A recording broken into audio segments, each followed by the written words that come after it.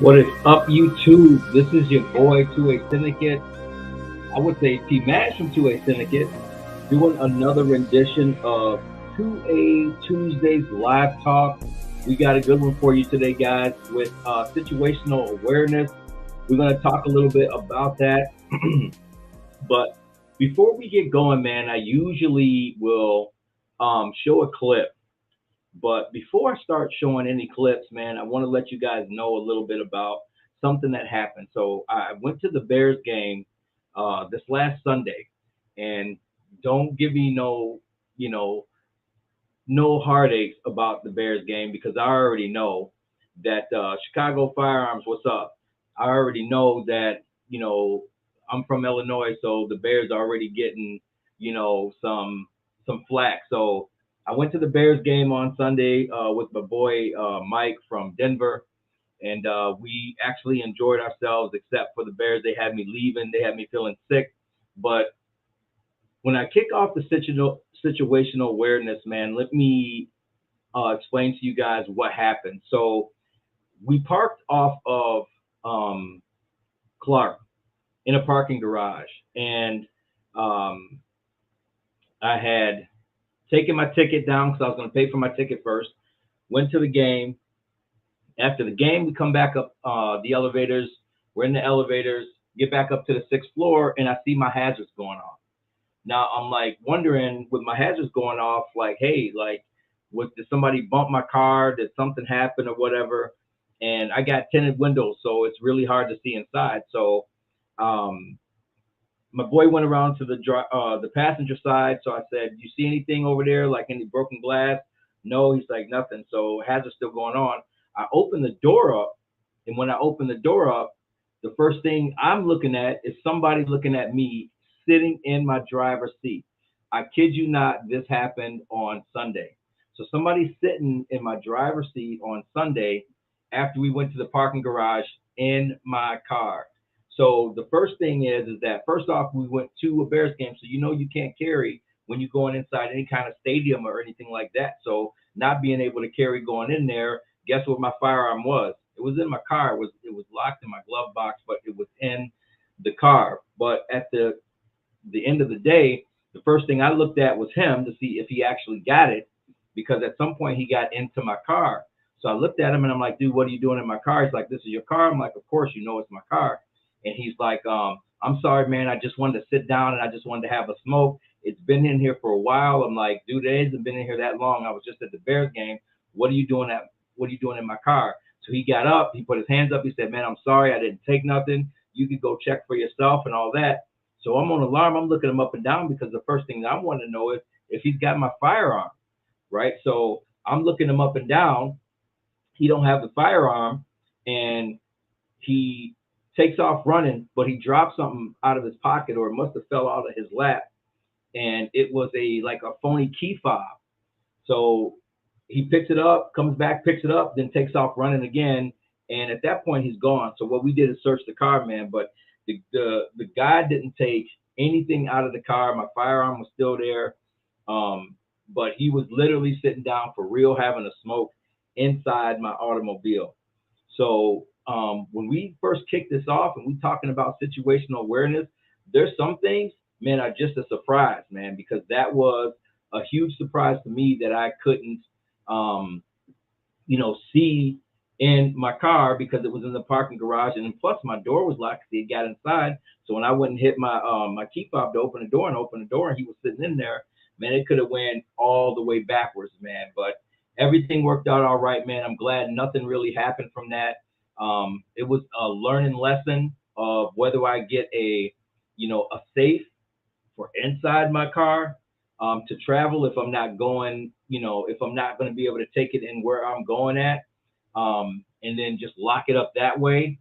The other thing was, man, I actually had a second thought on, like, what do I do? Do I actually, if I know I'm going to a certain event and then I'm just going straight back home, do I take it at all so I don't end up having that? But the last time I was there, we actually went and did tailgating, so that was a little bit easier because tailgating, obviously, it's a secured lot. You got security walking around a lot all the time, so you don't got people doing that. So that was a good thought too, man. But that was a real big, eye opener for me, man. But I had my hand on the door, and I had my hand on the door because if he did have my firearm and he was gonna, present it to me, and he was gonna present it to me as in, hey, give me your keys and stuff, I was gonna slam the door right back at him. So I was already prepared to do that, man. But when you are stuck in that moment, you ain't got nothing to really do but think.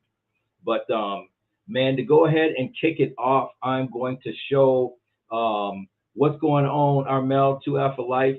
To kick it off, I'm gonna show a really quick video. I got a couple of them, and then we'll start it from there. So I already know, guys, because I was on the thing that there might not be a lot of people that come in here like right off of the bat today. I know the turkeys have got a pretty good giveaway going on with them, man, and I congratulate them brothers on over 200,000 likes, man, on the channel, man. So always, real recognized, real on that, man. So I can congratulate those brothers, man. But let me get it started off, man. And I am going to get it started off with this first video.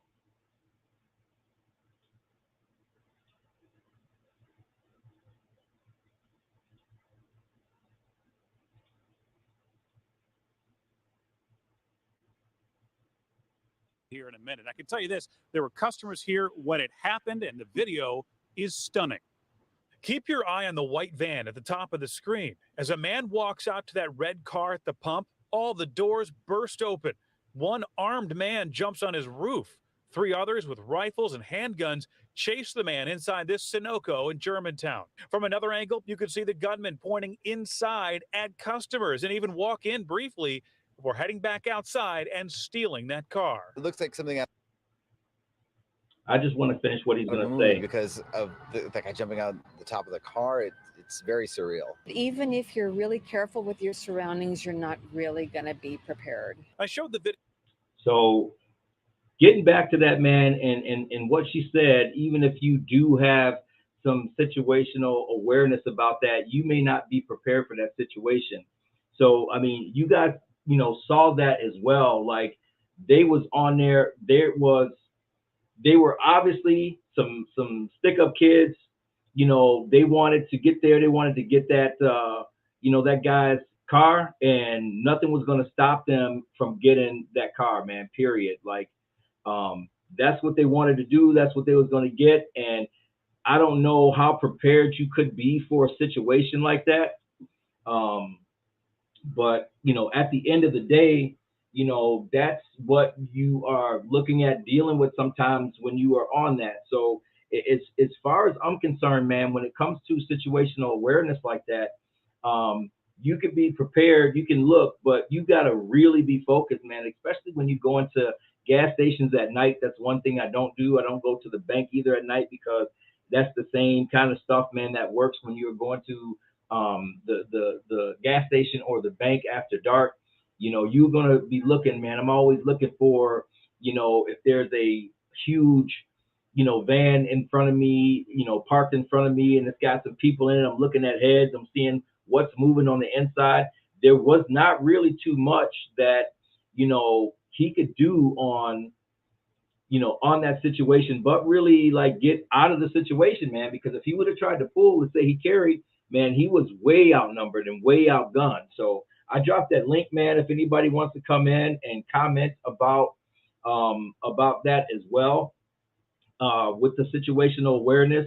And one of the biggest things as well, man, and when it comes to situational awareness, is that those of us who train a lot, those of us who are instructors, we do this every day. It's something that we look for. Do you talk to your loved ones about it, man? Do you talk to your wife? Do you talk to your kids about the situation awareness, where they should be, what they should be looking out for, and things like that, man? So, in that,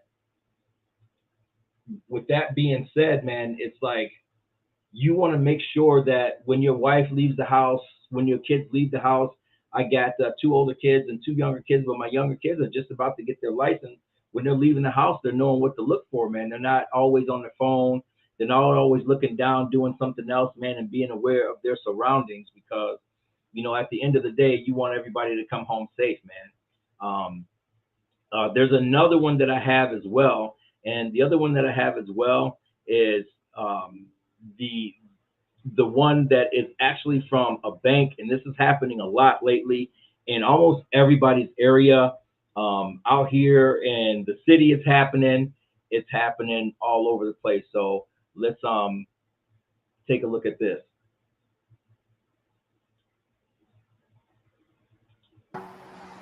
We can tell you what happened in North Dallas. All other details we are protecting for their safety and because the family has asked us to.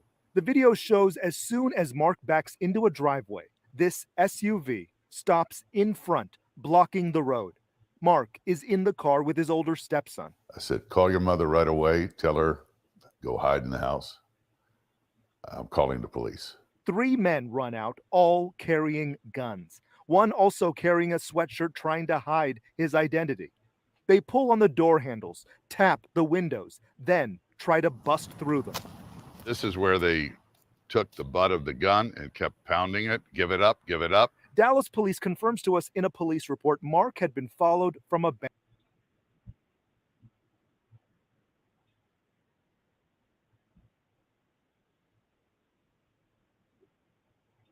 So you guys see that, man. It's called jugging. It's been happening a lot, especially in our area, all over pretty much, but it's been happening a lot in Chicago too, where people are following you home from the bank. They're seeing you at the ATMs. And as you can see, guys, that was in broad daylight. I don't go to the bank at night. I don't go to the gas station at night, especially in certain areas. I don't do it in all areas. In certain areas, you know what's going to happen. You know what's coming up. But at the same time, at the end of the day, as you can see, both of those issues were in the daytime. And with both of those being in the daytime, man, it is, Erica, my fly family, what's going on? With both of those issues being in the daytime, man, it is just being to the point where people just don't care anymore. So you got to be aware of your surroundings, noticing if somebody's following you home from a bank, and or somebody is, you know, plotting on getting your, you know, automobile. Great guns, what is going on, my man? And all that good stuff. So let me see here. When that kind of stuff is happening and that kind of stuff is going on, you have to get in your mind to just kind of get out of the situation, try to get away from the situation as much as possible. But we think about being aware of our surroundings sometimes is that it's just going to happen right there. Sometimes they just plotting on you from the jump. Like they saw this dude at the bank. He took his money out from the bank. They followed him all the way home. I don't know how long he stays from the bank, got to his house, and then at the end of the day, you know, tried to bust his windows, man, and get in. So, you know, with that being said, man, we just have to really make sure that we are trained up to that we are looking at our surroundings, everything that's around us, everything that's going on. And sometimes it's considered being a little bit nosy, but I'd rather be that than caught off guard, man. So, you know, the other thing is that I get asked this question a lot as well. Can your awareness turn into paranormal, being paranoid? So paranoia. So a lot of people feel like if they so far on that, man, that it can turn into some kind of paranoia if they're constantly looking over their shoulders because they're constantly thinking that something is going to go down and something is going to happen. And so, you know, with that being said, man, that's just one of them gray area questions.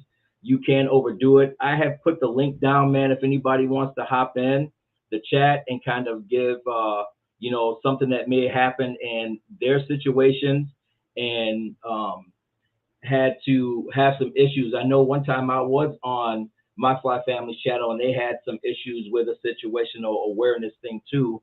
I heard that on one of their channels, but like I said, man, the link is dropped. If you want to come in, if you got anything to say about that, you know, feel free to hop in. Tell me what you got to say. Share it with the group.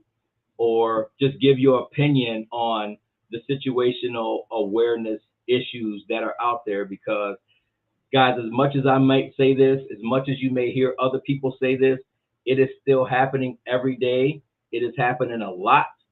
And at the end of the day, everybody obviously wants to get home safe. They want to make sure that their kids are safe, and they want to make sure that their spouse is safe.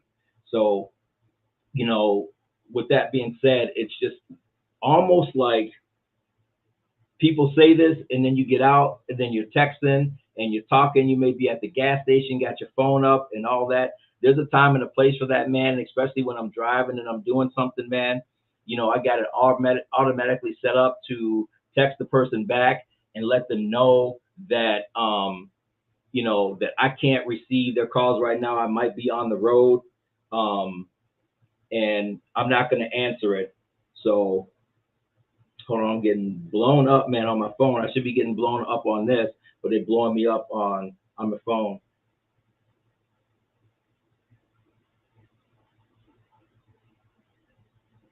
So with that being said, man, like I always make sure that I'm driving when I'm around, man. I'm really being, mindful of what's going on. So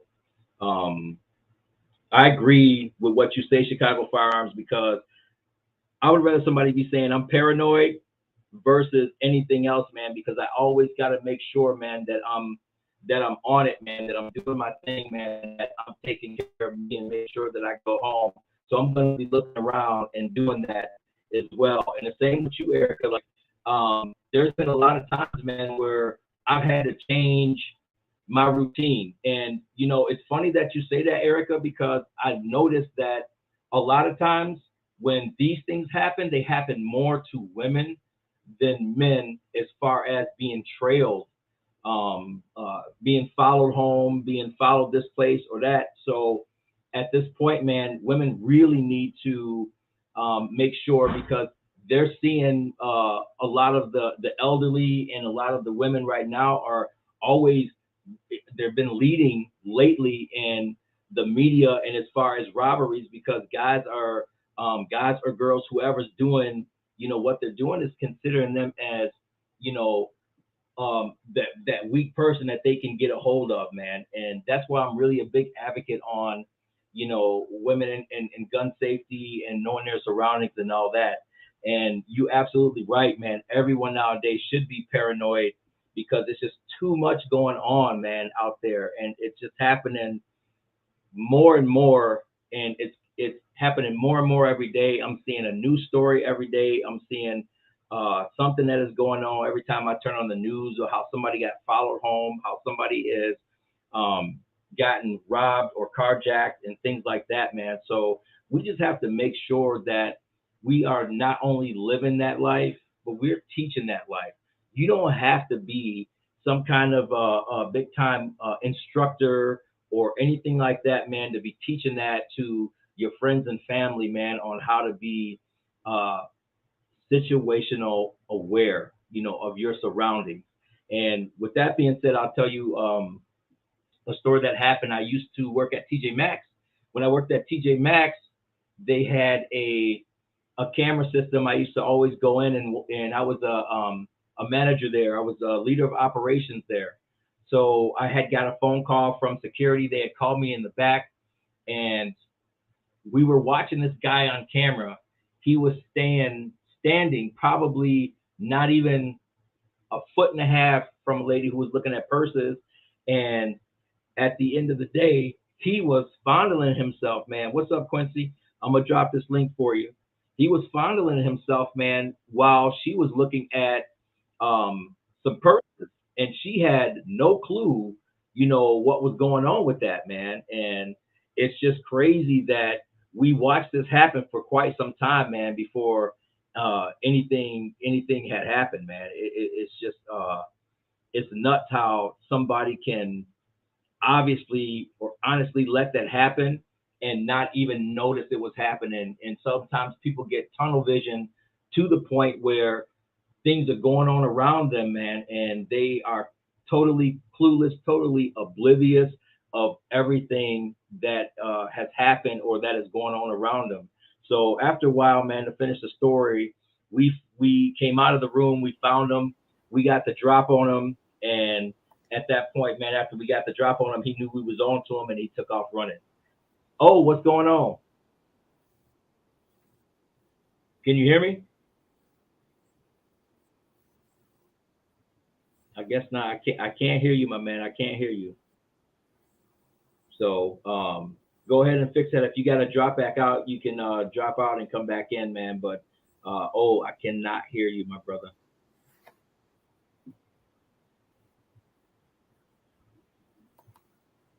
But yeah, man. She was oblivious the whole time, man. And Armel, you exactly right, man. That situational awareness starts before even leaving the house, because if you a lot of times you watching them, and I have another clip that I could put up of someone opening their garage doing what they got to do before they leave. Somebody parked at the end of their driveway, came up with a firearm and demanded they give their money and the keys to their car, and they was caught off guard while they were at home because they didn't think that it started there. They thought that once they're at home and they're in their driveway that they're safe, and we all seen just on that last clip that that's not true. So yeah, Q, man, if you want to come in, just go ahead and hit that link. It's going to bring you in. I put it right under you. And then you could go ahead and come in, man, if you're trying to get in. But, at the end of the day, that is one of the biggest issues that we're not thinking, man, just because we are in the house, that we're in our driveways, man, that situational awareness is not applying to anything that we're doing and not applying to us, because it really does. Oh, let me add you on. You good? I'm good, man. I got a lot of reverb. Let me fix this up. All right. So yeah, man, I was just explaining that it still can happen around the house. Armel brought up a good point that situational awareness, starts before you even leave the house. So, that's one of the biggest issues, because most people now are getting robbed in their own driveways. So that's becoming a big issue.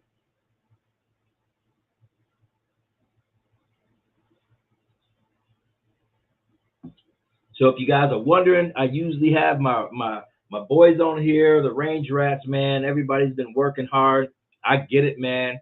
I've been doing the same thing at work, and it is what it is, man. And so, and then again, I said the turkeys today, man. They had a big, they got a big giveaway going on their channel, man. And I appreciate what everybody does, man. I congratulate those brothers at 200,000 views, man, for their channel, man. It's always good, man, to see brothers out here doing it and making it, man. And it's great though when we all can come together on different topics, man, to hit these topics and nail home what are the important things in our community, because it's not just a lot of what we hear people say or people doing on YouTube, and some of it is pretty serious. I don't like to stay serious and doom and gloom all the time, but situational awareness, man, is a big issue, and it's becoming bigger and bigger, and that's what kind of lit out my topic for today, because it was something that I've been hearing a lot about. And then, like I said, recently, it just happened to me Sunday. So, with that being said, man, it just is that big of an issue and big of a topic, man, for me to be able to come on here and get you guys' view of that as well. So, with that being said, and I know most people don't like to admit it, when they're out there and they're doing their thing, what their awareness weakness is. We all have one, because there's times that we can get caught slipping, and we just didn't get caught slipping. And that would be it, man. Every once in a while, because I'll start with me, every once in a while, I will like zone out. And I'll zone out, man. I'll start thinking about things that might or could happen, in the future or whatever, man. And then it causes me to start zoning out. And the next thing you know, I'm like, man, like what was I just doing? And at that time, man, I'm not being aware of my surroundings or what's going on. Oh, you good? I'm good, brother. All right, excellent. So, Technical difficulties over here, but we got it worked out. Got my IT out. degree over here. All right. And that's my boy Q Dog. At first I was thinking it was O. So I was putting up there, man, like, what is your awareness weakness? But first, before you get started, man, have you ever been in a situation where you was either caught behind the 8 ball, something might have happened in your surroundings, man? I told a story. I didn't know if you were able to hear it when I went to the Bears game Sunday. Opened up my car door, man, and somebody was sitting in my driver's seat. And I was parked in the parking garage. And guess what was in my car? My handgun. So they wasn't able to get to it. He said he just wanted to get a smoke. He didn't take nothing. I don't know how he got until he dropped this phony key fob that he had, but it allowed him to open up some car doors, man. But that could have been a situation that turned way wrong. And I looked straight down at him, man, because I thought, man, he might have had my firearm. So I grabbed the door because I was about to slam it on him if he would have brought up my firearm, man, because he could have robbed me with my own firearm, took my keys and everything. This was somebody obviously you didn't know. Nope, not at all. This obviously happened in a parking garage, man, after the Bears game Sunday. Wow. Wow. When I took my concealed carry class, it was taught by a police officer out here, and he was very dedicated to situational awareness, along with other things. Even before I started carrying, he talked about situational awareness, where you're always on guard. You have to look at things through a different lens now. And after I got my concealed carry, I remember the first time where it hit home. I'm at a gas station, doing a regular thing, pumping gas, kind of bouncing around, car pulls up next to me. It's a lady, jumps out of her Jeep. It's one of those, it's summertime, so it's one of those open Jeeps. And she has 2 pitties in the back, 2 pit bulls. So she jumps out the car with her flip-flops on and starts pumping gas. She leaves the door open. I'm a huge dog person, especially with pit bulls. You can read their body language, but at the end of the day, they don't know you. You don't know them.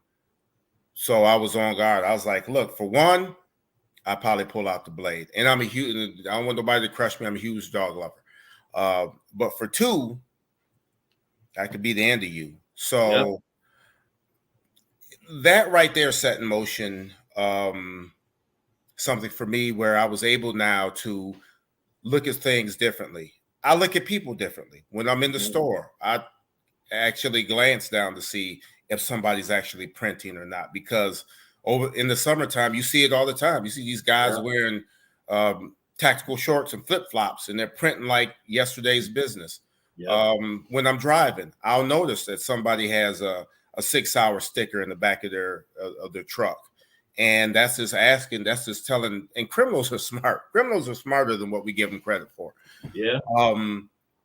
They know that if you're at the mall, if you're at the mall and your truck is there and you have your AR or your firearm in the truck, even though you should have your handgun on you, that because of that sticker, they can bust in your truck or your car and look for stuff like that. So that's one of the reasons why I don't always wear the 511 gear and stuff like that. And I'm not discounting anybody who does. I'm just saying I don't do it. Because it lets me know that more than likely, if you're wearing that stuff, more than likely you have a firearm on you and stuff like that. I ain't gonna tell you whether where I am or not when it comes to malls. All I can tell you is that at one place they had that on the store. The dude went in and it was an active shooter. And he saved everybody's life, and they got a drill named after him now. Oh yeah. That's what I'm not gonna go come on here and say that. But Armel, don't get mad at me, son, because you said, do you lock your firearm up in your car? Now, a glove compartment is really not considered a lockup because I could take a screwdriver and bust my glove compartment. But I'm going to tell you this: what really happened earlier that week. Billy from My Fly Family had a video that he had posted on YouTube about getting a lock for your car. And I looked at it and I said, man, I should probably get this lock. I'm like, I'm gonna hold off, man, and that's the first thing. I'm gonna hold off, man, and I'll probably get it later, man, because the way it was hooked up, it was perfect. So I'm like, man, I should get this for my car, man. That way I can have something locked up just in case I gotta walk in and do A, B, or C, right? And not even 2 days later, this happened. So to answer your question, I don't technically lock my firearm up because the glove compartment, man, you can pop that open with a flathead screwdriver so easy. That's really nothing but a little lock turning like this, and I already know that. So, Armel, you gonna take it easy on me, man? You gonna take it easy on me? Don't take it easy on them, brother. Give it to them, both barrels.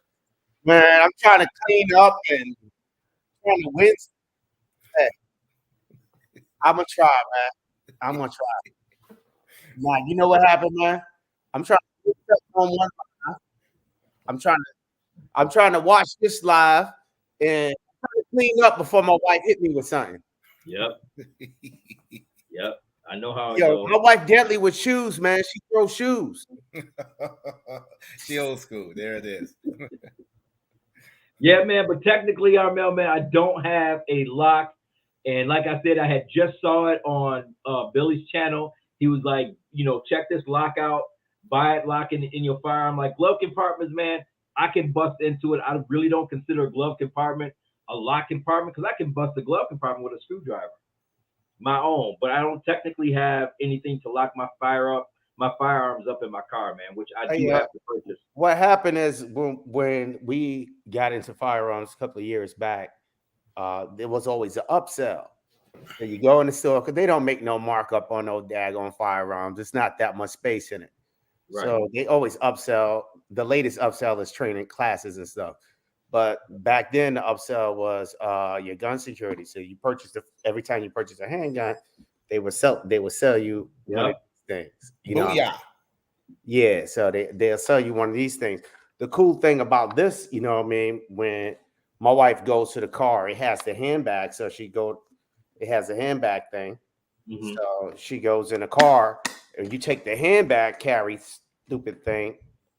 I don't remember how to open it up because it ain't mine.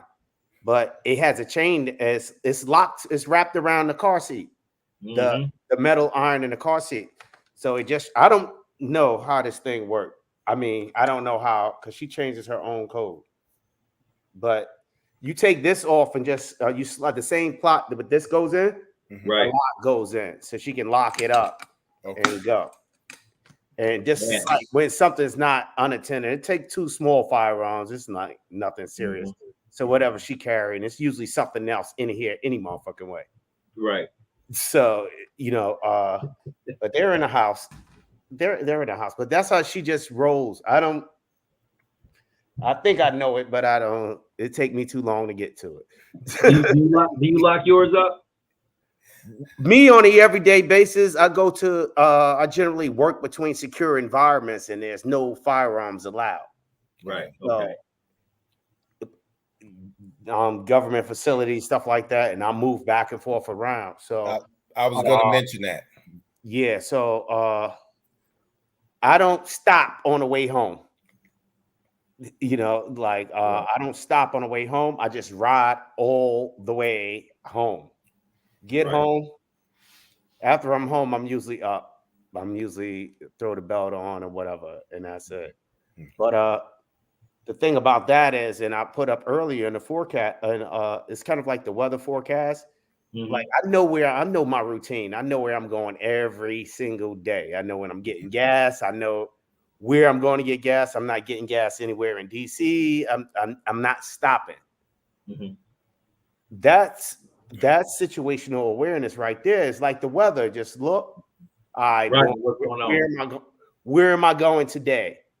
I'm going to I need to go get groceries. I'm going to this grocery store at this particular time. I know the way my life is. There's no coincidence and there's no accidents in my day. In my everything is pretty much planned, and I'm probably going to be late. Yeah. And I'm probably so if they waiting on me, they might have to be a little bit more upset. I'm Right. probably gonna be late. You know what I mean? So if Right. you waiting for the ambush or something like that, you gonna be sitting for a little while, and I'll probably drive past you. But There you go. There you go. so, yeah, so Yeah. but it starts before you leave. You got to just plan your day, and like these things, planners and stuff like that. Yep. Control your time. Control your time. Control your time. Yep. If you can control your time and you control your space with this and whatever on your hip, you good. Yes, sir. Yes, sir. That's halfway through the game. It's not even just like paranoia. You don't have to be paranoid. Just know what time it is and what you're doing and how much time you got to get there and where you're going and what this place look like. Forecast. Yep. You know you got to stop and get gas in a shady ass area and a shady ass. You know that to make sure you at least halfway ready for that. Yep. Not just walking around with the firearm, oblivious, still looking at the phone. You know, if I stop in at this gas station in this particular neighborhood, which is known for this particular type of stuff is going on. That's very true. Put the cell phone down and be on Yep. point. Put the cell phone down, pump your gas, leave the wallet down, card in, do not walk in the store, no bag of chips, nothing to drink. You know, I mean, you need something to drink. It's cheaper to buy your water and your drinks at the supermarket and put it in a little cooler in the car. There you go. Was you able to see the clip that I that put up at the guy at the gas station? Yeah, that was the same thing, man. Completely oblivious. Completely oblivious. But he didn't know where he was at the particular time. And coming from Georgia on road trips, I run into that. Like coming from Georgia, stopping in a particular town, was at the meetup or whatever, stopping in a particular town. It's like, okay, where am I? Right. That's that travel situation is off, but in those particular occasions, you should always be a little bit more alert because you're outside your normal routine. Absolutely. What about you, Q? You lock yours up? You got a lock spot for yours? Well, you know what? It's funny. I ran into this situation a couple of weeks ago where my brother was talking about being on federal property. I had just about stepped into my I wasn't going to FedEx. I was going to the post office. Just about to open the door. I was like, oh, that's right. Had to run back. But now I have a box in my truck for my, but again, like you said, man, if somebody really wants to get to it, you know, depending on how much time they got, right? It's kind of like a little box, like my brother got there, but it bolts to the bottom of it. So it's 2 layers of security. You can lock it, and then it's locked in there. Right. And to get that thing out of there is going to take all day. Right. Yeah. I don't know. If a criminal, right? I'm just thinking criminal stuff, right? Mm-hmm. A person is a criminal, right? You know, if the person chooses life or makes a decision to do something criminal, it's like cheating. They don't want to work. Right. So if something seems to be difficult for them, they're not going to do it. Right. So if your thing is hard to get into, they're most likely going to leave it alone. You think so? Unless this is the other thing, unless they're a determined profession and you got something they really, really want and they know it and they probably, you know what I mean? Yeah. Because there's criminals and there's professional criminals. Yeah. A professional criminal don't just commit crime against just anyone. Yeah. Right. They don't commit random acts of crime. They commit, you know, they targeted acts of crime. They're very strategic. Their tactics are more disciplined, and their focus is on determination or annihilation or getting their goal, like a bank robber or something like that, or I don't know, an assassin, who knows, a spy. It doesn't necessarily, those are criminals in another working for governments or something like that. But Right, because the card is the card at the end of the day. I mean, yeah, if you're a criminal, you don't want to be going to jail for the same time as somebody who robbed the bank for $100,000 plus somebody who stuck somebody up and got $43 and yeah, got caught. but it's the same time though. It's the same time. Right. It's the same exact time, but Yep. some people's like, hey, let me just go for this $100,000 instead of $100, and this one is $100,000 or $1 million instead. The risk is exactly the same, but those people are probably more determined. So if they digging under there, they really, really want it.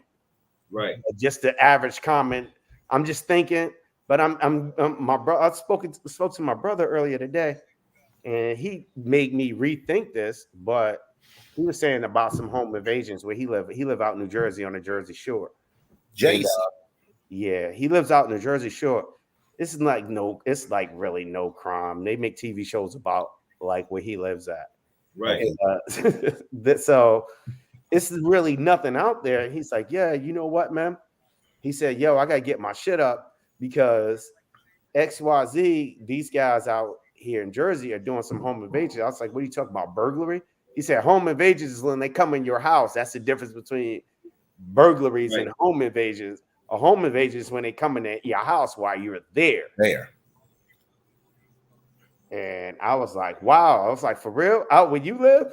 This isn't my conversation I'm having with him. Right. Out where you live is like out in like disbelief coming from me. I'm like, so, and I've been hearing about it. Like a brother Boatvolt down in North Carolina was telling me similar things that's going on down there. And I was like, seriously? I'm probably really disconnected from the world.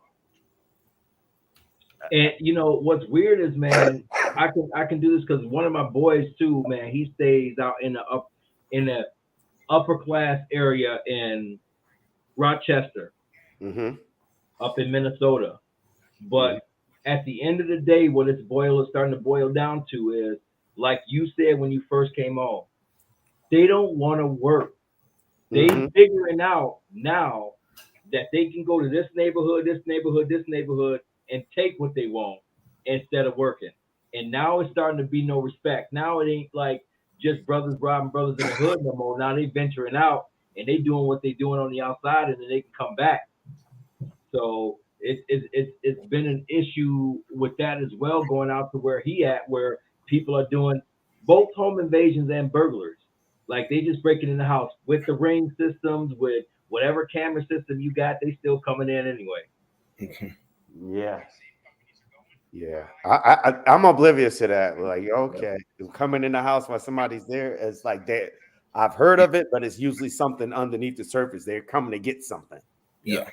From what's going on? What the stories that I'm hearing from the background, that's not even the case. They just these got these new generation of criminals who just don't really give a fuck. They just they just going after and taking anything. They're not just looking for the TV anymore. I don't know what they're looking for. I really don't know. Or maybe they just doing it for the thrill. Man, I'm still messed up, man, about Sunday because that's been on my mind. Like, man, this dude was in my car, smoking a cigarette, listening to my radio. So I'm like, my sister told me that sometimes they're looking for like pharmaceutical drugs. So she said that she lives out in Long Island in New York. She said they have home invasions and people coming in, and you think that like the burglar or a home invader were looking for a big object or jewelry or something, but a lot of times they're looking for pharmaceuticals. So they said that a lot of people in a higher end neighborhood, they have doctors that prescribe them the better shit. so they have like stockpiles of Oxy or stockpiles whatever, or Adderall. Usually young suburban kids that eat too much sweet cereal in the morning. Everybody around here got Adderall. So everybody's looking to get high. It's easy to come in and get that. And you got a lifetime supply. Just go house to house to house to house. Right. Wow. But if you think about it, when she told me that, it caused me to think about it again. So I don't know how much these stuff costs on the street, or I don't know, but these people are getting bold. Right. Well, my issue was, man, is that, he's like, I didn't take nothing. And he did, man. I mean, I searched the car from top to bottom. It wasn't nothing gone. But he was sitting there chilling and rolling up when I pulled up. So I'm glad that he was rolling up. This must have just happened. If it didn't just happen, there's no way he was just going to sit. Now, he couldn't get out the parking garage because obviously it was for the game. So they got all them bars and all that. And they got them reverse spikes up, right? And then he had to pay the toll. He had to pay the toll. But I had the ticket with me. I always take my ticket. So he was just in there chilling. He had his shirt on. It was pulled out, and he was rolling up. And he just listening to music on a nice soft tone. So he ain't bringing to. But I think what he didn't understand was my hazards was blinking because something was going on with the car. So that's when we had walked up. I said, man, my hazards is going off. My boy was like, what? I said, my hazards is going off. I said, the car next to it was gone. So I'm like, I wonder if somebody was fighting or wrestling, or maybe somebody hit it and the alarm went off and maybe it's starting to just go off. So I said, go around the other side. He went around the other side. I opened up the door. I looked down. I'm looking down at him and he's looking up at me. And the first thing I looked for, I had my door handle in my hand, my door, because I was about to slam it on him because I'm thinking, man, if he got my firearm, that's the first thing he's going to do is say, hey, man, give me the goods, yo. So I got it. So if he was going to up it, I was going to slam the door on him, and we was going to make that getaway because that's all I had, right? So at that point, I ain't going to try to sit there and be no hero, and he got my firearm. I'm out. I'm outie. So I was going to slam the door on him, try to break the door on him, to be honest with you. So he looking up at me, man, and he's like, I'm sorry, man. I just wanted to roll up and wanted to take a smoke and chill out for a minute. I'm like, what you doing in my car, man? He's like, the door was unlocked. I said, no, it wasn't, man. My car locks after 10 seconds when you get out. And we wasn't even away from the car when the horn went off and the doors locked. But when we came back, man, somebody was chilling in it, man. Like, I'm still feeling that today. Like, man, this could have went all the way left. You know what, T? He liked your seats. And it was actually my wife's car. He was in, because I got a big old dusty truck, man. So he was talking in that car like, man, leather seats, wood grain. He was chilling. Soft touch. He was feeling that, man. boy. He was like, I think he had some Teddy Pendergrass on while he was smoking in my car. No, he didn't have the TP on. Relaxing. Yeah, man. I'm glad. I'm glad you're all right, and I'm glad that young man is all right.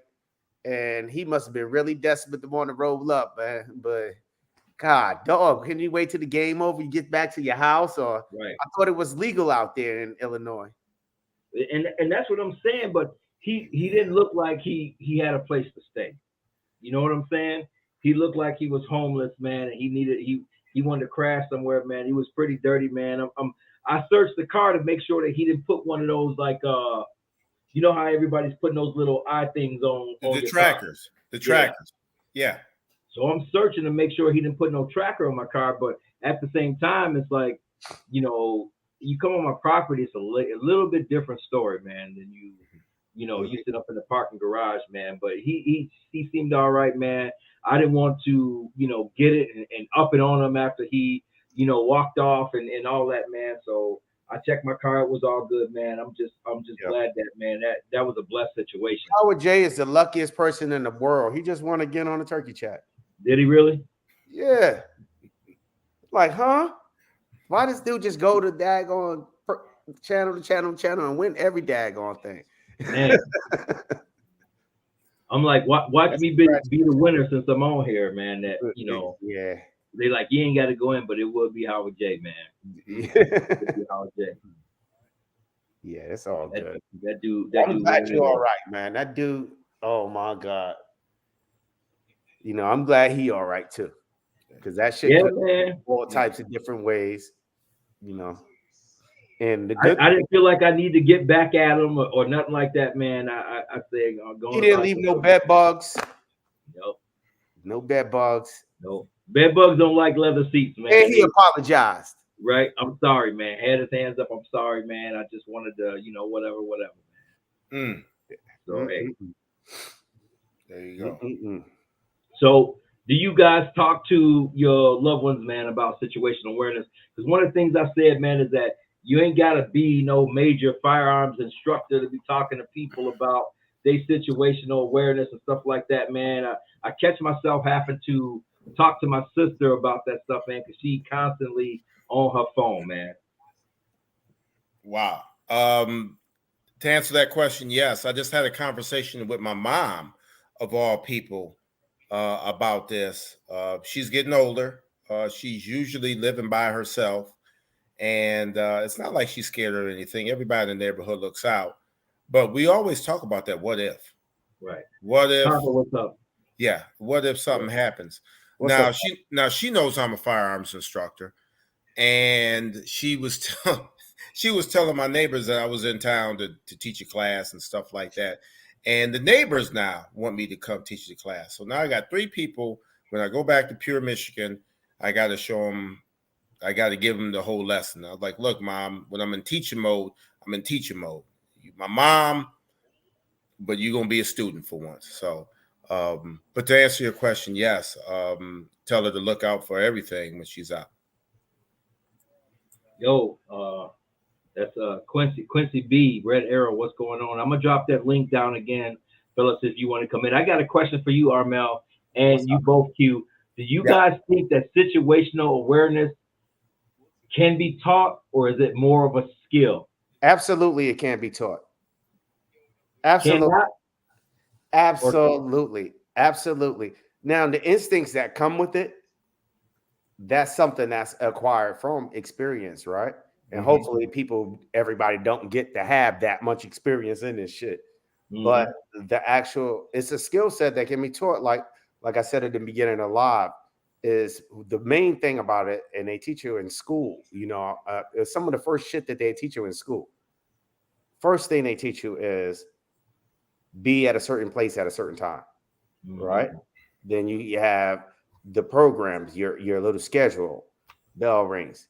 Then when you sit in the classroom, they teach you, I don't know if they teach it now, but I remember when I was in school, sometimes it takes longer to find the right answer. So instead of taking all that time looking for what's right, identify what's wrong, because the wrong stuff sticks out like a sore thumb. Big time. Yes, sir. So always look for what's wrong, what doesn't fit. The pieces of the puzzle, like the world is a million pieces, but you can see that one thing that doesn't fit. Learn how to identify that, and you can you can do that just with pictures. Like you walk in a clean house and you see mud on the floor. It's right. Or you see a dirty house and then you see something clean. Right. What's out of place, so you can see movement, little simple things like that you can be aware of.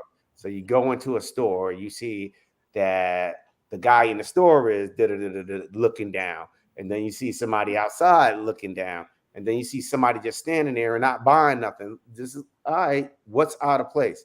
Look like everything. Look like you need to get back in the car. Right. Sometimes the best thing in situational awareness is knowing when to go, when to leave. Don't trap yourself in a situation where you can't get out of, or I don't know. Some people in this two-way community like to shoot out and shit, but I ain't one of them. Right. No, in a situation where avoid. If it looks kind of crazy, don't buy that chips. Don't get that drink.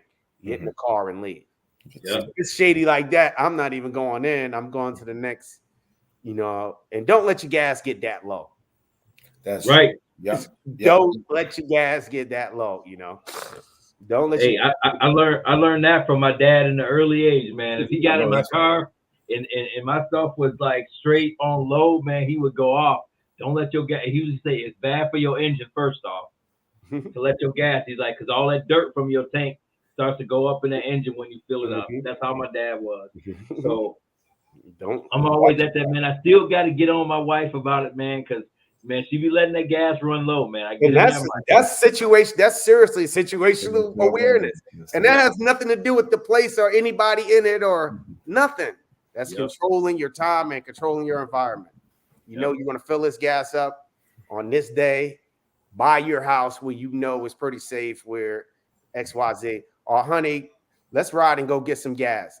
This is what we do is we get gas in the afternoon when it's all of us. We take my daughter to get her smoothie place after school. So you typically on a Wednesday or Thursday, my wife got to get gas. We get it while we're getting smoothies. All of us together. So that's something like that. Make it a family activity to fill up the cars or something like that. Yeah. Do it together. Don't do it by yourself. Run out of gas all over the stupidness. You know what I mean? Right. But that's situational awareness. Control the time. Control the time. Control the time. Period. I don't even know what to say. That's a skill that can be learned or taught. And that's one of the big things, man, because a lot of people feel like it really can't be taught that much, but I feel like it can. It can to somewhat, because you gotta let people know and show them what they need to look for and look at. Because looking down, being on your phone all the time when you out there doing things, it's just not a good idea nowadays, man. Because all it takes, and I hear you say this a lot of times, Armel, even on your chat and stuff like that. All it takes, though, is that one time for you to be in the wrong place at the wrong time. It's just the roll of the dice, man. Exactly. But we got to control. We have to make sure that those times that we're in the wrong place at the wrong time are far and few between. Yeah, that's the whole point. That's the whole point. You can't control. We're not masters of the universe. Whoever our higher power may be, we are not that. So we don't know the book, but what we do have is the ability to control the stuff that we can. So let's do that. You know, we know where the hell we going. Who don't know what if we don't know where we going? What you doing? Yeah. We know where we going. Where you going today? You know what I mean? What time you got to be? We know that. You know, we know where we got to be and when we got to be. Right. Yep.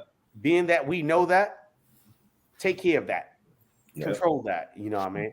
We know we come in the house. We know we need what we need in our house. If we don't know what we need in my house, you probably don't need it. Yeah. If you don't know what you need, you ain't going out 3 o'clock in the morning to get no milk. If you do, you're completely unaware of what's going on in your own house, man. Yep. Maybe the milkman dropping off in the afternoon. You need some Kool-Aid. You need some Kool-Aid. Like, what happened to the Kool-Aid? Somebody drunk your Kool-Aid. Right. He dropping off and picking up, man. He's dropping off and picking up. You don't know what's going on, man. Something wrong. You don't have need no to know clue, what's in man. your house. You know. Yep. And believe it or not, that's situational awareness. You better know what's going on in that end. That's right. If you know what's going on in your house and you know what your house needs, you know when you need to get it. Get it. Yeah, true that. So a situation where that part can be taught. Take an inventory. And sometimes if you don't know, you got to take lists and stuff. And this paper's all over here. We got stupid to-do lists and all over this place. But we just know what we need. Write a note. You can't remember, write a note. When we get on the road, we go get. There you go. We'll go get it. We try to do stuff together. That's right. Especially house stuff. We try to do it together because I don't want nobody coming in here drinking my Kool-Aid. You know what I'm saying? Yeah. And Q, you on a different level, right? Hey, by the way, man, move your shoulder for a minute, man. Is that the lamp from Christmas Story? Yeah, the leg lamp. Yes, sir. Yes, sir. That's the leg lamp, man. I wanted that lamp for a minute. Man, let me tell you something. When I first got this corporate job, I seen it on eBay, and I outbid this dude for it. So that was my thing, man. So that's my, Fragile. Fragile. That was one of my favorite movies. Fragile. I knew that was something that looked familiar. I'm like, man, that lamp just keeps looking familiar. You leave my leg lamp alone. Yeah. It light up too. You know what eBay, man. You know what they say, man. Gigolos get lonely too, man. Come on. Right. So the situational awareness has to be a little bit different for you too, because at the end of the day, like at my house, somebody's always home, Yes. and somebody is this and that, man, and I don't go out as much and do as much, man. You on the road a lot, you do a lot of firearms training, you do a lot of competitions and stuff like that. So what does that look like for you, man, being always, on the stroll and busy? Well, for me, that looks like just as the brother said, planning ahead and knowing when you're going to be out, and obviously knowing when you're going to be home. Luckily for me, I have really good neighbors. Right. On top of that, I have a really good alarm system. Mhm. I think a lot of times when you talk about protecting your casa, a lot of people want to go cheap, but you have to understand and look at what are you buying for what. So Right. if you're looking for a nice in-home alarm system that's got all the bells and whistles, it's not about what's inside. It's really Right. about what's outside and trying to keep people out. Right. So it can be as something as, and I teach this in classes. It can be as something as getting a sign that says, top flight alarm security. Put that out there if you really can't afford an alarm system. For Right. myself in my situation, I like to dot all the I's and check everything. I got a motion sensor on everything that will say, hey, you might not want to. This ain't the house. You might want to go next door. Right. But again, that being said, when you travel as much as I do and you're not home, it's also nice to be able just to peek in outside, peek in inside. And just like the brother was saying, something's not right. So Right. through the old smartphone, you can take a peek inside, take a peek outside. And no matter what we do, man, like everybody has that little spidey sense when something just quite ain't right. And you got that can't get right moment, that Luther Vandross curl, right. that Luther Vandross curl that just quite ain't curling. You know what I mean? So when you got that spidey sense, man, to where every once in a while, man, something just don't feel right, just get out of Dodge, man. Like, as much as we, go out here and do this, man, I'm not looking to get in no kind of gunfights, man. I'm not being televised. I'm not, Starsky and Hutch or Kojak. Hey, I'm giving out my age. I get it. I know it. I'm not trying to do all that stuff, man. So when I'm feeling like something just ain't right, we just ain't pulling up. We just ain't pulling up. That's true. That's true. It's a trip when you, as the brother was saying, when you go to the gas station out in the burbs, for people who don't know, the burbs out where we stay, you walk in, it's nice, it's well lit, everything is copacetic. When I go to the city, sometimes I'm like, man, this is crazy. You go in, man, there's bars and glass, everything. You got a slot this big to try to, and just like the brother was saying, man, forget that monster drink and them chips, man. I'm gonna keep it moving. I got water in the car. And a lot of times I'll be mad because I'll be like, well, how come? Look, man, how can a gas station be one place? And I know it has to do with economics and crime and stuff like that. It ain't even that. It ain't even that. What do you think it is? It's management and greed. For one, those little hood gas stations probably make more than a suburban gas station. That should. They probably do. They gas gouge and everything. Instead of investing back in the business, they pocket the money. You see what I'm saying? So that's just pure greed, and that's their management style. They don't give a shit about their customer base, because their customer base is going to buy anyway because of the convenience of it. That's true. That's very true. So instead, they ain't making no money off the gas. They making that money off them chips and all that. Yeah, the chips and the fucking rolls, what they call them, that he was in your car with. Yep, man. He was rolling up. Yeah. Hey, the funny part is too, man, is every time I bring it up, man, I see this funky crack smile on Armel's face, man. Like because it's the funniest shit I ever heard. Yeah. I'm telling you, it's like for real. I was For like, this real. audacity, bro. But yeah, you knew something was wrong when your lights was on, when your blinkers was on. That was a telltale sign. That was situational awareness. Yeah, Something ain't right. You know, something ain't right. Spidey sense. Yeah, it triggered the Spidey sense. Like, okay, what the hell's going on? All right, we had the stealth up on him, man. I surprised him because I'm sure he was either gonna get a smoke, probably clear out my ride, and he was gonna take off. Yo, that's the funniest joint I ever heard, boy. I'm telling you. Like, how somebody gonna just sit in your car? My bad, man. I'm sorry. I'm just gonna roll up. I just want to roll up and have a smoke, man. Why you want to roll up in my shit? I'm like, how you get in here, man? He was like, it was open. No, he was like the guy on Martin from the 5th floor that just comes. Hey, I opened the door and Brumman was in my front seat. Man, what's that man? What's that dude's name? Brumman. Broman. Yeah, I can't remember his name, man. My man just come up to Martin house and just get some sugar, milk, whatever he wants. You come in the house, like, yo. He was upstairs on the 6th floor. That's what my ride was, man. On the 6th damn terminal, dog. And like, I'm like, bro, man came in your car, man. Right. Man, bro, man ate the whole Thanksgiving dinner, man. Bro, man was about to watch a Netflix movie in your shit, man. Yep, man. Hey, I told you he was listening to Teddy Pendergrass while he was rolling. I think he was singing. Yo, that was a bro man moment for real, man. Yeah, man. Big time. Man, I'm just like, wow. I still think about this day. Matter of fact, I've been thinking about it since I heard about it, man. I was gonna blow my cover, man, on Billy's live yesterday, but I'm like, man, I need to save this, man, because this was just crazy, man. Like, I couldn't understand. I was already feeling some type of way, man, because the Bears gave up that lead and lost the game. Oh, man, we ain't gonna talk about the Bears, man. Hey, man, I was right there, man, and then to get in my car, man, and have somebody sitting and chilling out. He was rolling it up. He didn't even drink my Gatorade, which was right in between his legs, man. When he said he didn't touch nothing, he didn't touch nothing. Really? I'm like, man, yeah, he didn't touch nothing, man. I had a brand new Gatorade, one of them big ass bottles, man, right in the middle.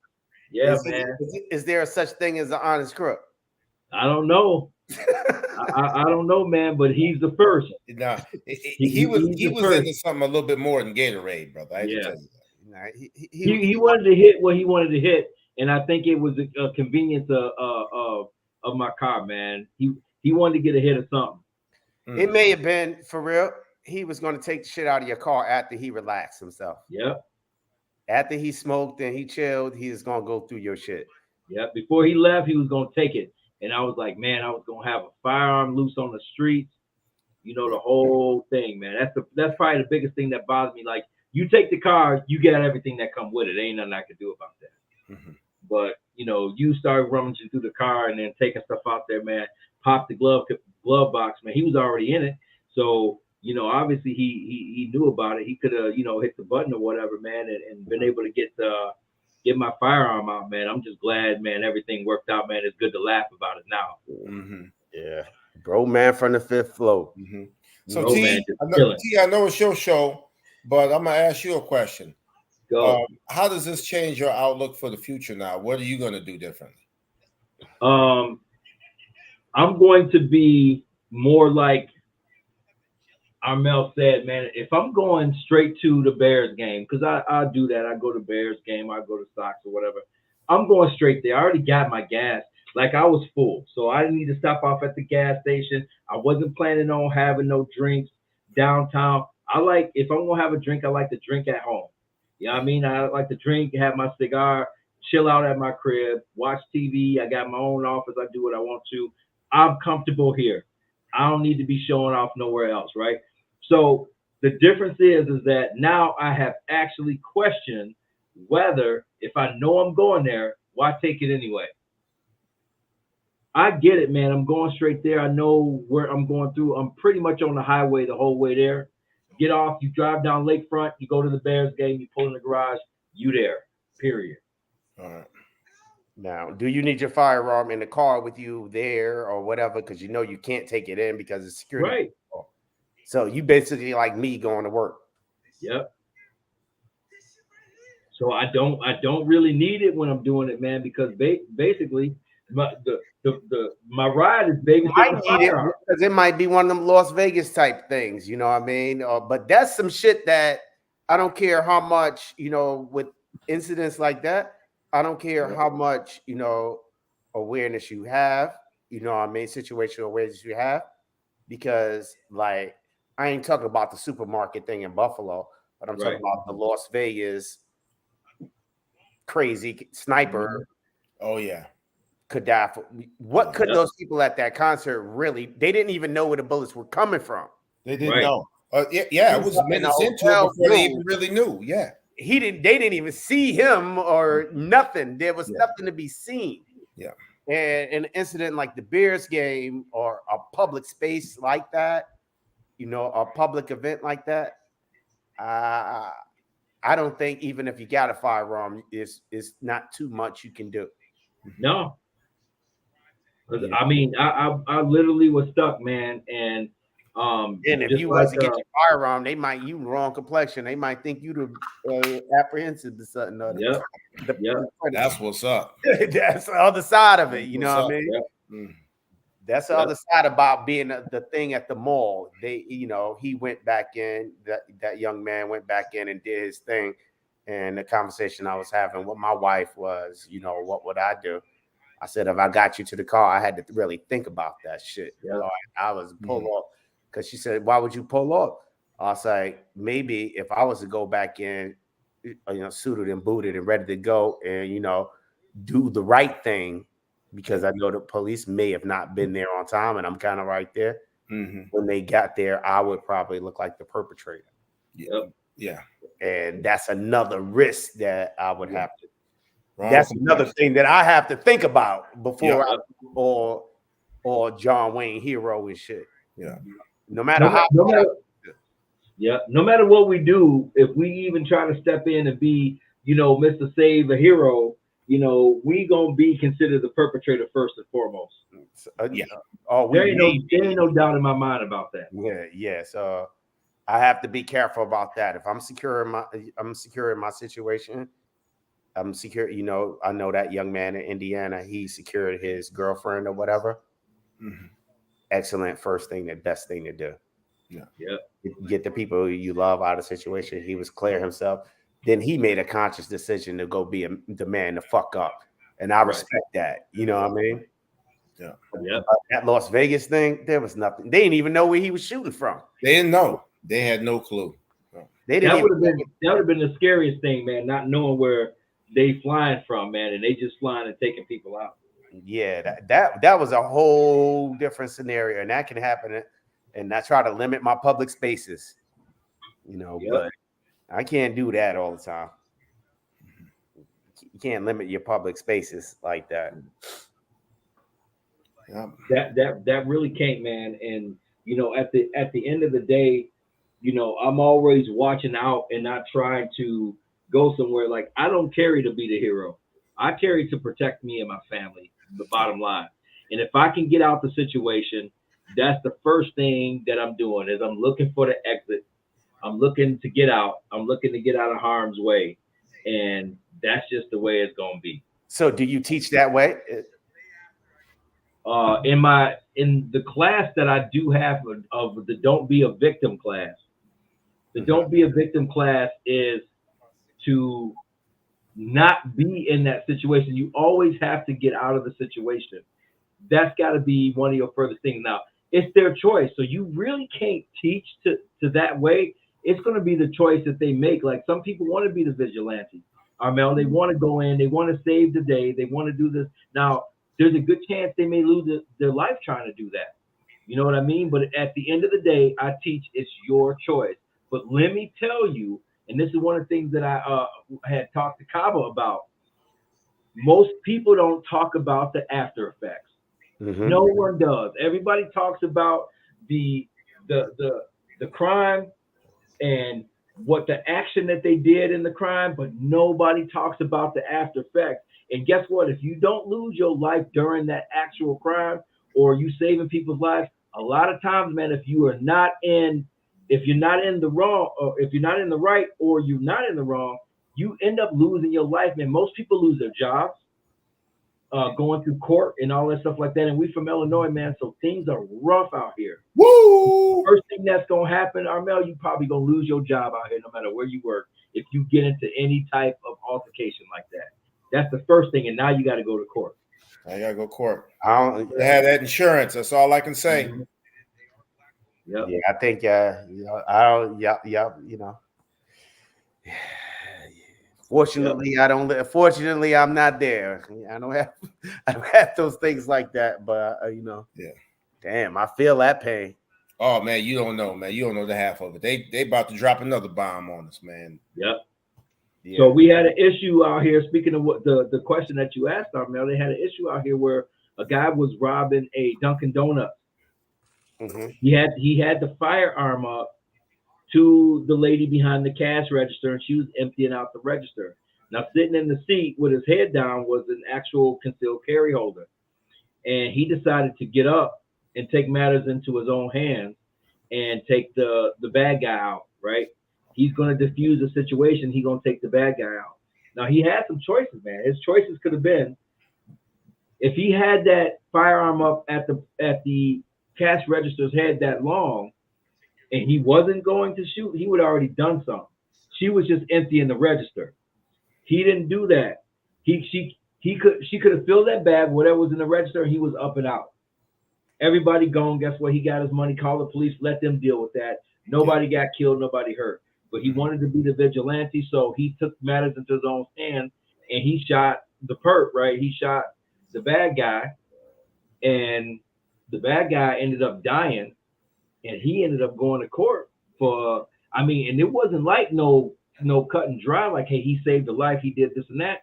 That's exactly what and it wasn't his family, Armel. It was his mother's sister's cousin that decided she wanted some money, so she took him to court. He went to court for all this stuff, man, and he was in court for like over a year, man. He pretty much lost everything just to get out and even have to pay something in small claims. Wow. In small claims. That's Illinois for you, man. Like, it's not gonna be the mother or the father or the sister or the brother. It's the auntie. It's the USCCA that's making a lot of money up there. Pay them people. Absolutely. Man, you need to stop, man. Pay them people for what's funny is that you would think the USCC was running shop here. It's actually still the NRA. I'm talking about as far as he's talking about insurance. Insurance, USCCA is killing out here. Yeah, they in Wisconsin, ain't they? They just right up the road. They in Wisconsin. But that's just the hop, skip, and the jump, man. That's just the hop, skip, and the jump over the border to Wisconsin, man. But USCCA is running amok out here, man, because they can. They need to be out here. They need to be everywhere. Absolutely. Yeah, that's the first recommendation, man. But my wife, she's upstairs right now. She's listening in. She's trying to put my baby girl to sleep, and that's one of the things she said should be like a mandated for any concealed carry, and I don't agree with that. Like a lot of people push the training thing. She recommends an insurance thing. So why don't you agree with it, man? That's a great question. Me? Yeah. Why don't you agree that it should be a mandate to have insurance? That's complicated. That's a whole different live, brother. No, that's a whole different live. But is it a short? In a short though, is it because of your state that you live in? Because here it definitely should be. I don't believe anybody should. Insurance. Insurance is a strange thing. You know what I mean? Yeah. Insurance, for real, to cut and dry, the way I feel about insurance, especially private insurance, is it's something that should be included in the taxes you pay. Because, you know what I mean, out of all the taxes that you pay, we pay into the Social Security insurance, right? Yeah. That should be insurance of whatever you do, whatever your legal stuff is or whatever that is. that should be included in taxes, but it's only included if you don't pay taxes or if you're poor and shit. Right. You know what I mean? So if you can't afford an attorney, you provide an attorney. But just because I make $20,000 a year or I'm working at McDonald's, I can't get a fucking free attorney. You see what I'm saying? To defend me. And then if I'm that poor, I'm not getting a good one. Or I'm running the lotto if I'm getting a good one. So the problem I have with insurance is the inequality of it. Yeah. And to mandate more inequalities without any securities or guarantees, which that insurance is supposed to take care of, I don't like the idea of. But that's in the top 5. That is a good topic, man. That's another day, man. Like you said, that's you another going day. before me, Armel, so you got it. You going before me, so you got it. She don't like topics like that. Yeah. I love topics like that, man, because it's thought-provoking, man. You're going to get different opinions, first off, but I totally agree with a lot of situations because it's tiered based upon your income and based upon your status of who you are as an individual where we live at, right? Just like you said, if you work at McDonald's, you're only making, $15,000 a year, you can't afford this, this here. And if you make too much to be able to get defended. Because when they made these statutes, they made in the 1920s when they had like a $2 hour minimum wage. You know what I mean? A 40-hour minimum wage is probably making $10,000, and they never adjusted it. You see what I'm saying?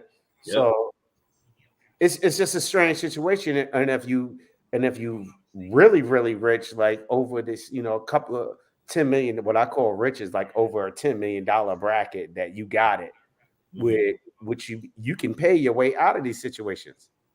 Yeah. You know what I mean? With proper representation. Right.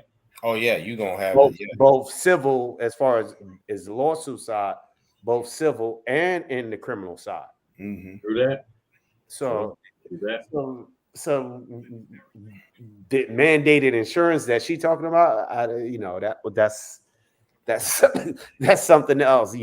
That's to catch all the other suckers. That's us in the middle that we can't afford to lose what we got. So let me pay you. Right. You know what I mean? Right. That's for all the others. That's for us. You know what I mean? Hey. Tell her to move.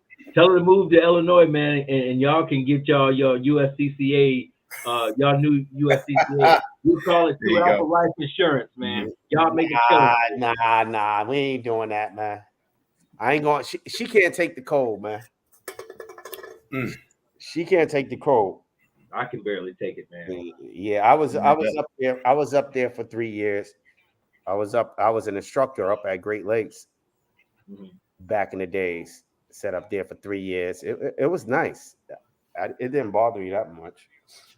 So But man, I'm not gonna hold everybody too long. We're gonna cut it a little bit short today. We usually run it to about 10 o'clock ish, but hey, I know there's a lot going on with everybody else, man. I appreciate you brothers being on the live today, man. If you watch the live later, make sure you hit that like and subscribe, leave a comment, because I get a lot of comments later on, man. And if this is the stuff that you guys like to see, I'm loving the comments that I'm getting. We're going to keep posting. I think we're going to dive a little bit into what Armel said. He hit a hot button. It's a hot topic. I think we're going to try and pull that out, man, and get a full panel, man, and we're just going to go at it about insurances, man. Yeah, that insurance thing, whether it should be mandated or not, or because I know, it's an opinion, man. If you got it, cool. If you don't got it, man. I mean, how much? I mean, I know here we have it. We have insurance. It's not that much, right? But I don't know if it works. I'm not sure if it works like car insurance or something that goes by the fucking zip code or your address or some crap like that. Because I literally know that it's not that much. Right. It's not that much out here either, man, to be honest with you. I don't think it's like $1,000 a year or something like that. I don't even No, it's I don't know. I don't know. It's not that much. I know she pays it for the year. Yeah. So I don't know. I don't know. I don't do the bill thing, bro. Right. I don't even know how much a milk costs. You just know that if you got milk in the house or not. Yeah, I better have some Milk in the Kool-Aid, some And Gatorade. he know when that milk get low. Right. You know when that milk get Get low, Yo, if ain't he's nobody running up in if there, I got man. that corner, it's like, why I ain't got the I go off, Right. boy. Yeah, but I don't know how much it costs, but I don't know if it goes by zip code or something. Well, for us, it don't, man. It stays the same, man. I mean, for us, like I run USCCA, been running them for a minute, and they pretty much blanketed the same across the board. Yeah. I'm talking about as far as your address wise. Like, Yeah. I don't Yeah. know. Because I know, like I moved from here to New York, right? I moved from New York to here, so I'm just like seriously looking at like car insurance rates, you know what I mean, or just insurance rates, just homeowners insurance rates, or warranty, appliance, like these stupid refrigerators that break all the time. You get insurance on those, like for home appliance and home repairs. Yeah. We just got another refrigerator, man. But Yeah, so yeah, I wonder if those rates change. they do, man. Because if I was to get insurance, When you move, you know, I'm out here in the suburbs, northwest suburbs. So me getting full coverage insurance out here is different than me getting full coverage insurance in the city. In the Because city, in the city, big time. you ain't got no, Yeah. you don't, you got a lot of street parking. You even got city vehicles ruining cars out there in the wintertime in the city. You know, they come by with they big trucks, man, and they taking off side view mirrors and everything else. yeah, I wonder if but I wonder if the firearms insurance work their premiums the same way. That's That a I'm good not sure question. about, 'cause I'm not sure about how much the bill is because I don't be knowing about these things. Hey, you giving me homework? Huh? You giving me homework, man? I just then it definitely wouldn't be fair. Yeah. And then it's like about how many firearms it is, but I think it goes by the concealed weapon holders. Yeah. From what she said, the amount so like say we got 3 in this house, so it'd be like 3 concealed weapon holders. I think it goes about that. Yeah, each one has to get their own insurance because it's not an umbrella, that's for sure. So it's a package for the family coverage, is what she explained to me. Yeah. So you put each concealed carry license number and the person on it that lives in this household. Yeah. Yeah. I think have to find out. Charge weapons or charge per weapon, or I don't fucking know. I don't know. Right. But I don't think it should be mandated because it's just the government. And then if I look at it like this, if the government takes control of it, they can't even run the damn health insurance thing, man. Insurance is a mess, bro. Because nobody can understand this shit. Because insurance. Nobody in the world really understands insurance. Even people who work in insurance don't understand insurance. No, man. If I knew then what I knew now, I would own an insurance company. You'd be mad at my ass. I know that's right. Insurance is the biggest scam in the world, bro. No. So it's the biggest scam in the world. Like, pay me in case something happened that might not happen. Right. That's like going to somebody and saying, "Hey, man, give me $20. I might slap you. I might not. If somebody else does, I'll take care of you, man." But you go through life. How many times you just gonna get slapped? You know what I mean? How many times you really gonna get slapped to where this dude gonna have to? But you paying them each week for not getting extortion. Yeah, man. If you don't have an insurance license and you sold insurance, it would be called extortion. Yeah, for but sure. If you have an insurance license and you have an insurance fund, it's called an insurance indemnity company or some bullshit. Yeah. You know what I mean? Yeah. It's like a corporate way of extorting us. And that's a whole different, like I said, that's a whole different live right there. Yeah. But that's what the next one. That's the next one. That was gonna get us shut down before we even get started, man. That was gonna be a good one, man. But like I said, man, great having y'all on, man. I appreciate you, brothers, man. Consistency is a must, man. And keep supporting each other, man, and keep making this happen, man. So, anytime you on, I got you, man. Let's just keep making this, keep bringing it to the forefront, man. That real two-way talk. For sure. For sure. Be easy. Right. Good night. Good night, everyone.